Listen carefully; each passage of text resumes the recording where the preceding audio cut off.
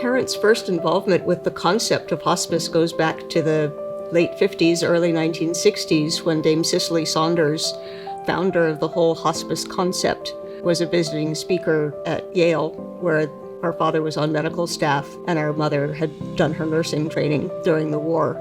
They had already recognized that there was a missing piece in the care of patients nearing the end of life.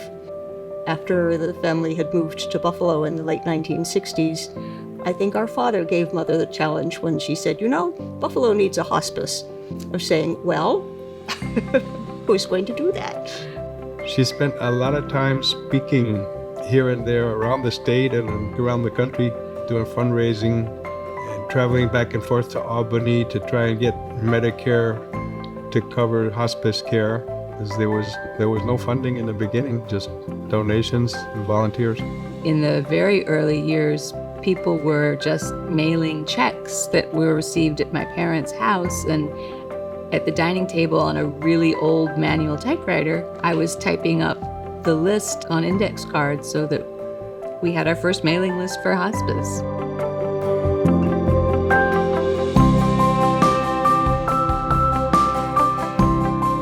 Charity care is so important to our organization because it embodies who we are.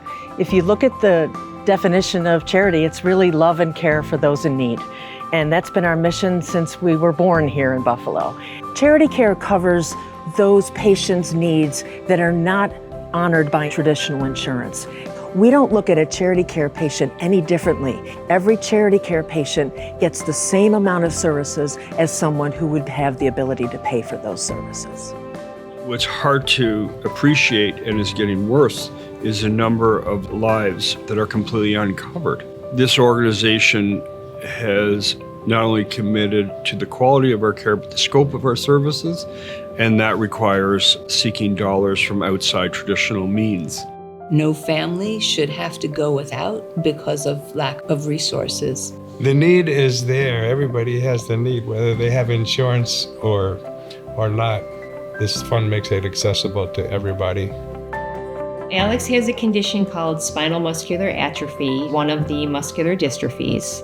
We were told, there really wasn't any treatment, any cure, anything for him, and to just pretty much take him home and love him. He needs care 24/7. When he was in middle school, his music teacher said to us, "I don't think there's really anything I can do for him." And that was kind of shocking to hear.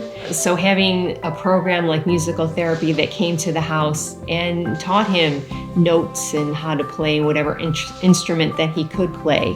He never had art, but no, he's getting art.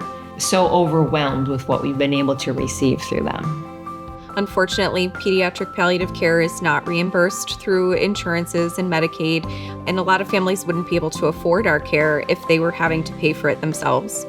If this charity fund did not exist, right now we would serve 70% less of the patients that we are currently serving. A lot of them wouldn't be able to afford our service out of pocket.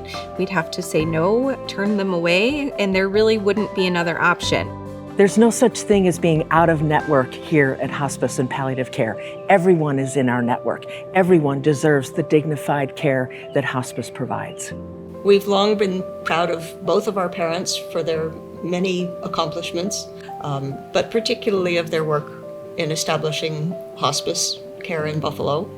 I can't help but wonder what she would think if she could see it and how it's grown and the deep roots it has in all different parts of the Buffalo community. It's been wonderful to learn about how many people have made contributions to the fund. And I think that having something to remember my mother's work by and to help other people get hospice services through the generosity of so many different people in so many different parts of the community is really wonderful.